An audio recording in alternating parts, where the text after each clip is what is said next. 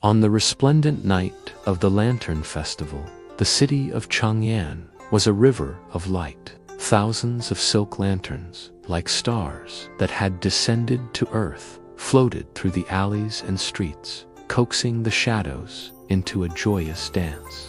The air was filled with the scent of ginger sweets, the sound of laughter and distant music. But in the heart of this ocean of light and happiness, there was an island of darkness, the workshop of Liang, the greatest lantern maker in the empire. Liang sat there amidst his own masterpieces, lanterns in the shape of fiery dragons, brilliant phoenixes, and lotus blossoms, so exquisitely crafted they seemed to breathe. These were the lanterns that had earned the emperor's admiration and made Liang's name famous throughout the land. But tonight, the creator of all this beauty was drowning in a darkness deeper than any starless night. He looked at his hands, hands that could conjure dreams from bamboo and silk, but now there was no feeling left in them. He looked at his lanterns and saw only emptiness, bent bamboo, painted silk, and a candle within, a candle that would burn, give light, and then die, leaving behind only ashes, just like his own life. The sound of a family's laughter from outside his workshop pierced his heart like a dagger. He rose, took his most beautiful creational lantern, shaped like a golden carp that he had labored over for months, and smashed it on the ground with all his might. The lantern collapsed with a sad, shattered sound.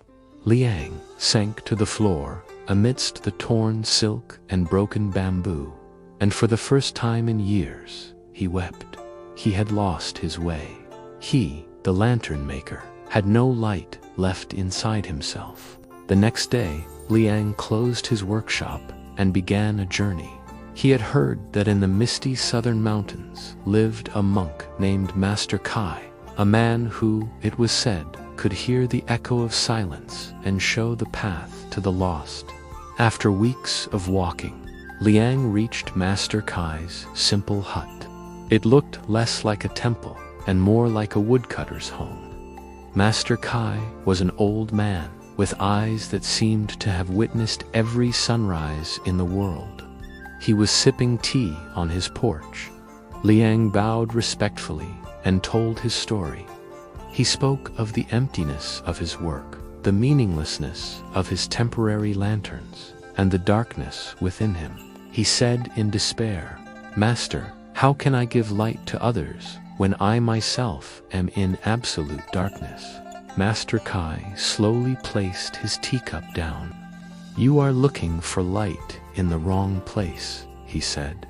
"Tomorrow morning, before sunrise, you will do 3 tasks for me. Then, perhaps, you will find your answer."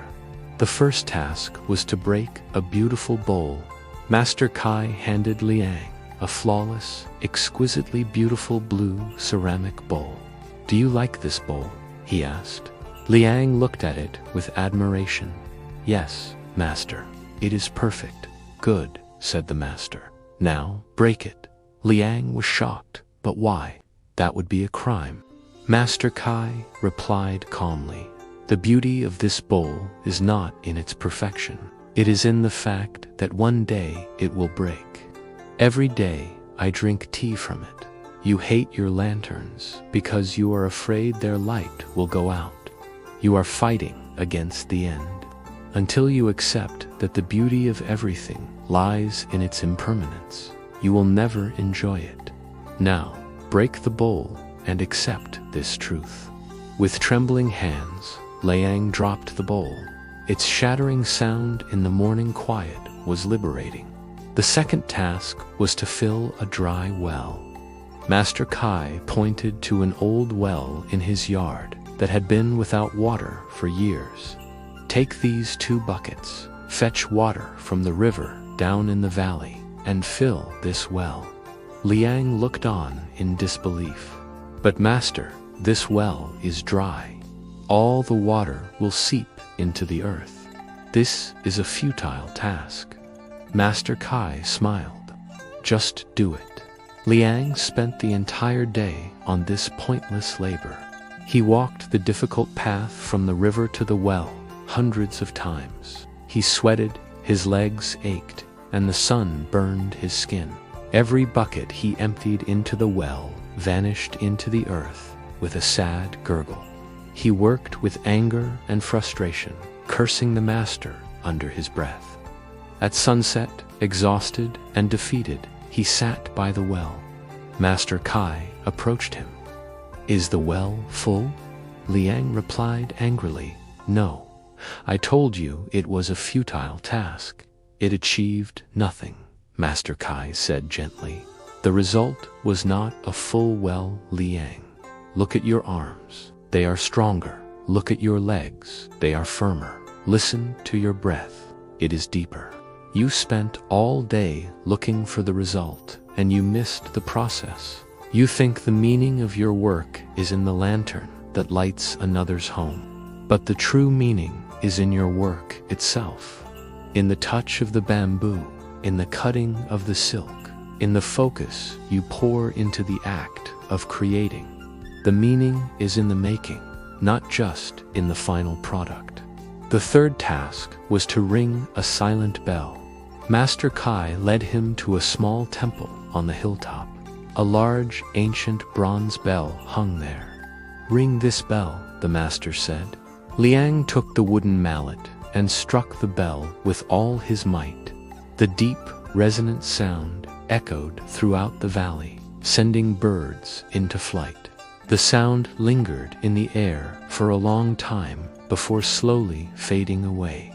"What was the most beautiful part of that experience?" Master Kai asked.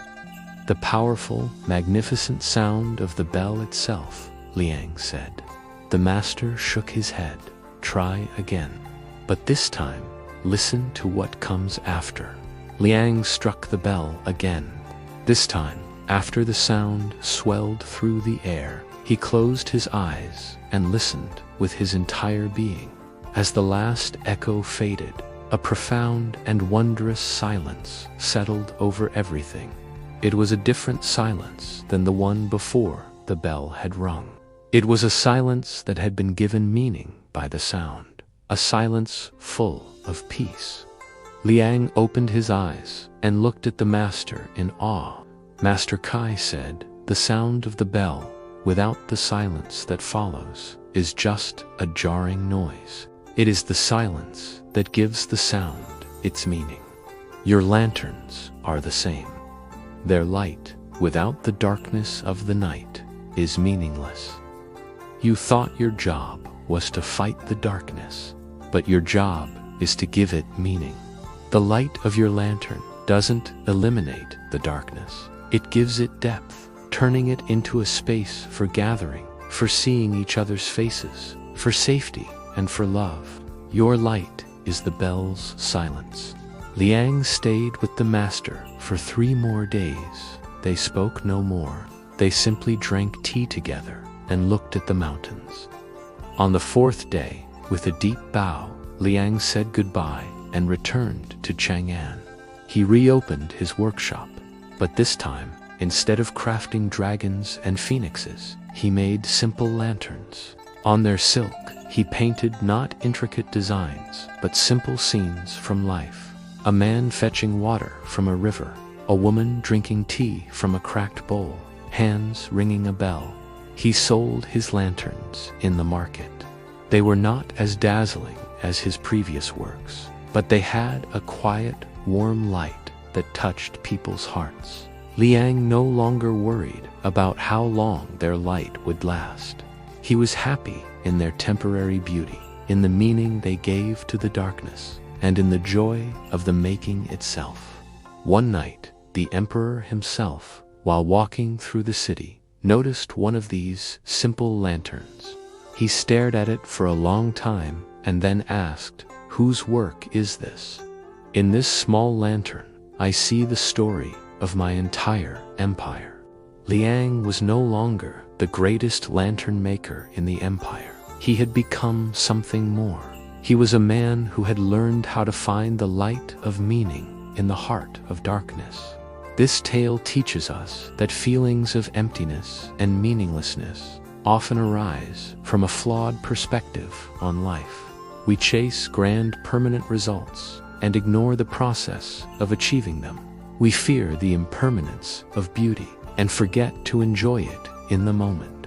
And we think our duty is to eliminate problems and darkness, when perhaps our true task is to give them meaning. By accepting impermanence, finding value in the process itself, and understanding the interplay of light and darkness, Liang was able to overcome his emptiness. He understood that the goal is not to create an eternal light, but to illuminate the fleeting moments with one's whole being.